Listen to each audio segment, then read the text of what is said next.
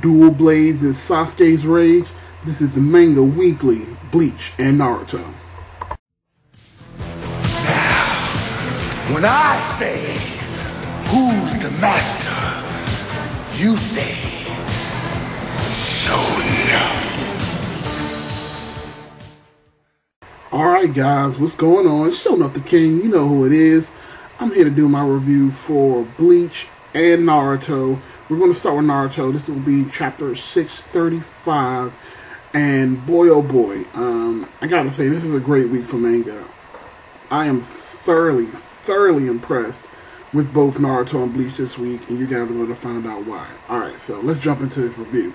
Alright, so Naruto 635 takes place right where 634 left off, with Orochimaru arriving at the battlefield where the Hokages are. This will be at the near the Sand Village, because that's where that battle had took place with Madara. Not with Madara, actually, yes, with Madara. And it looked. And the funny thing is the first panel I showed, it actually showed the 5 slugs, but it looks like I guess that was slime that was dripping out at the end. I thought it was a body part at first, but then I looked really closely, and now that I think about it, I think it was slime. And come to find out, it was the Kagetsu that separated and had been covering the other cages, trying to recover them. And we found out later on that the reason that they haven't been recovered quickly enough is because the Kagetsu's recovery ability is directly linked to the person that summoned them, meaning that was Tsunade. So since Tsunade was so close to death, it was slowing down the entire process of her getting healed. Now, I thought it was very interesting that there was, like, Tsunade's body started up here, and it was way down there for her other half when Orochimaru, Suigetsu, and Karen showed up to the battlefield. Now, to me, it seems like that before everyone dispersed, when they first got Sasuke's okay that he was going to help the village, they must have clearly had a plan. I think they all knew what was going on. I think they all knew that, you know, some people needed to be here, some people needed to be here, and it looks like Orochimaru's team was charged with getting Tsunade and the rest of the cages back in fighting shape. Now, here's the situation. Orochimaru, again, like I said, we still don't know Sasuke's motives here, and it's very evident of that because it seems like Orochimaru is kind of feeling the same way. That's why the title of this chapter is The Wind Blows, or something to that effect. I can't remember exactly, but you get my point. So, essentially, Orochimaru comes up to Tsunade, and Katsu basically doesn't trust him, saying, you know, hey, don't come any closer, why are you even still alive? And Orochimaru assures the slug that, hey, I'm not here to hurt anyone, I'm actually here to help, and if you don't trust me, you can burn me with your acid and end my life once and for all. So apparently Orochimaru can die, it just requires acid.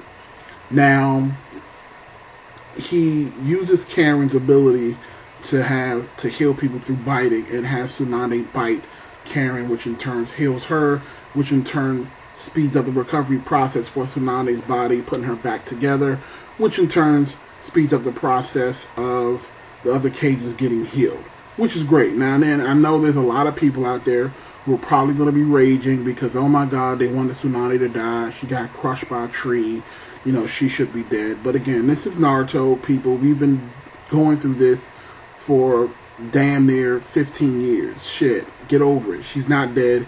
She's not going to die. And quite frankly, again, I didn't want her to die, because that would mean that there would have to be an immediate Hokage, which we all clearly know that neither Naruto or Sasuke are ready to become Hokage, especially Sasuke, because I think he's full of shit. Now, we then get a scene change, and we're back on the battlefield with Naruto and Sasuke, and Naruto's telling Sasuke to, hey, you know, go ahead in a little bit and extinguish the flame.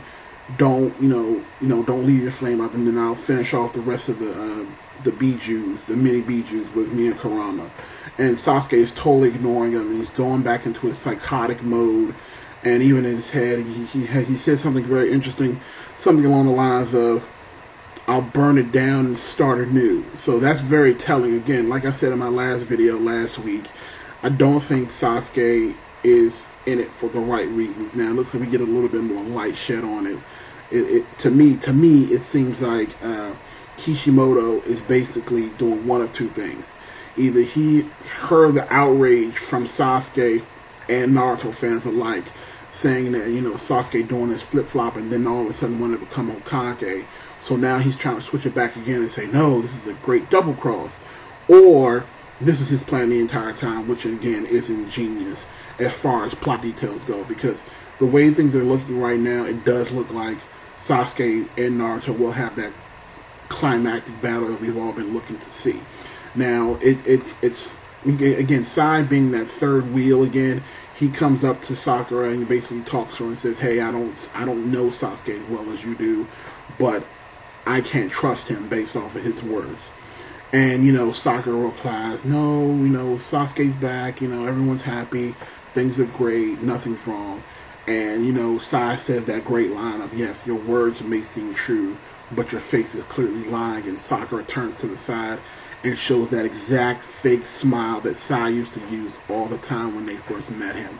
Clearly showing that Sakura does not trust Sasuke, and which then takes a key back to last week where the tear drops from her eyes. I think, honestly, that was because at the same time that she was happy to see Team 7 back together, I think in her head she realizes that Sasuke is not what he says he's going to do, and I think she cries for him as well.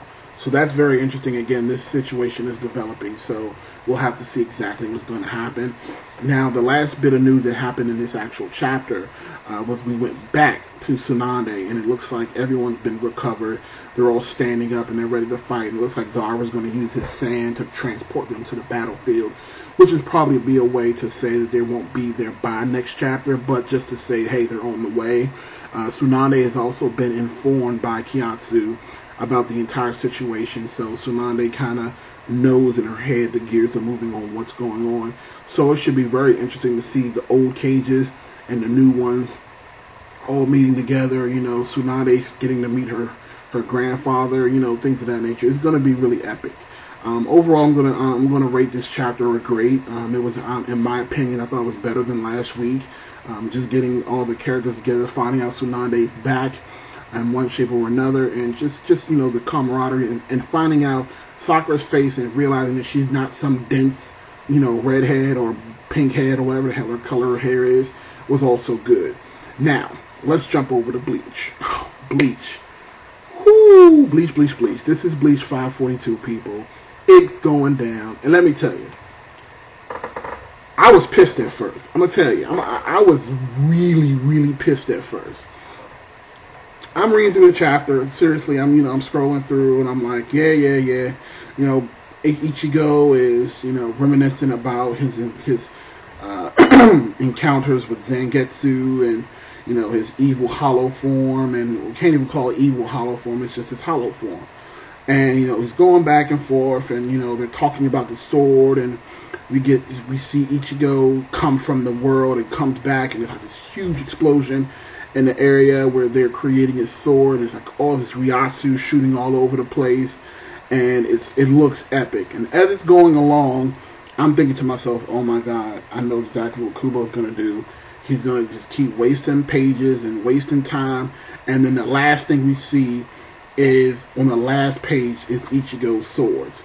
And if that, like, I honestly thought at first that he wasn't even going to show it. I thought he was just going to basically keep building shit up and then not give us the payoff next week. And that would have been bad. But he didn't do that. So I was very excited to see that, because then again, if you think about it, if you look back, there was actually a page where there was no actual text. It was just an overshot of the area where they were building the sword.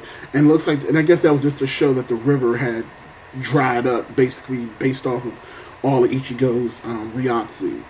Now, come to find out, as you can see in the title of my actual video, we finally get to see Ichigo's new Zanpakuto, and it is fantastic!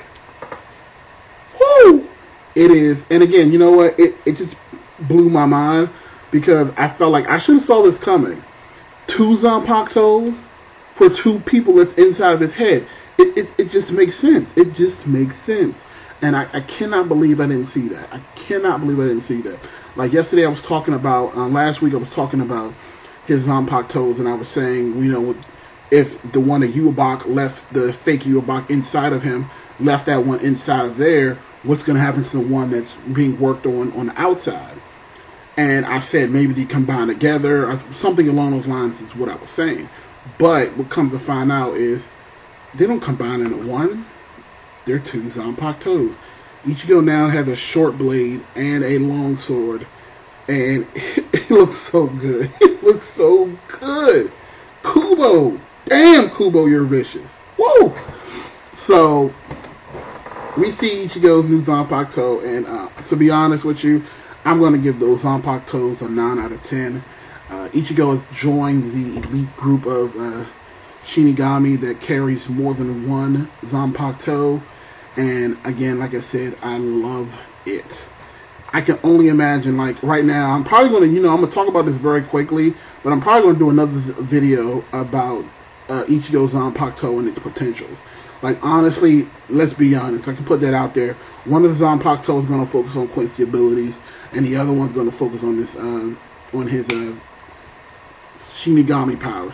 My guess is the long sword will be his Shinigami powers, where he can still use the Getsuga Tensho, and then his short blade will probably use for his Quincy abilities, where he could probably turn it into a sword. He can probably use it and turn it into some sort of a bow. But if I'm thinking Ichigo, I don't think he'll have like an actual bow. I think he'll actually have like a crossbow, like something like a multi-shooter crossbow, or something along that smaller compact size. That's why it's a smaller one. And usually with those blades, I don't know if you guys are familiar with the art of war, but just war in general, like those kind of blades, the smaller blades are usually made to deflect swords, and the other sword is used to break them. So it's really good for offensive and defensive capabilities. So again, like I said, I'm very excited for this next battle to start, because I'm like, yes, this shit is going down. Now, like I said, I thought they were going to end once they showed Ichigo's swords, but they didn't. They then jump to Yubak's lair, and they get a close shot of all his stern ridders lining up, and then they have a shot of Yubak stepping into frame and basically saying, my stern ridders, I have information for you, and that's kind of how the chapter ends. Now again, I'm gonna rank this chapter also great. It's clear. I mean, getting the big reveal for Ichigo's sword and it being epic is all you really need to see at this point. Now, what I will say is what I think the Yubak is probably going to talk about is probably saying that, Ishida is going to be on their team now, and he's going to be the next piece to this puzzle, and he's going to probably do something along the lines of giving him his own army. He might be Ishida might be his second in command. Something about Ishida is what Yubak is going to talk about. It's what I think. And also because I don't think for a second, they're not going to fool me. I don't think for a second that Ishida is on Yubak's side. I think Ishida went there to get the power up that he needed to be able to compete with Yubak, because I know Ishida knows how his mom died. And if he knows that his mom died because of Yubak, there's no way he's going to team up with Yubak. I think he's using him to get his skills up, to learn about the Stern Ridders, to learn about their abilities and what they can do. And I still think that Ichigo's powers will not be able to be taken because of that. And it's going to be a big part of the next upcoming battle. So I want to know what you guys think. What did you guys think of this week's manga? I know it's kind of early, but once you guys wake up and read the manga, definitely come check out, everything, and let me know in the comment section below. Definitely thumbs up the video, like I say before, as always, and subscribe. Shut up the king, the one and only. You guys have a fantastic day.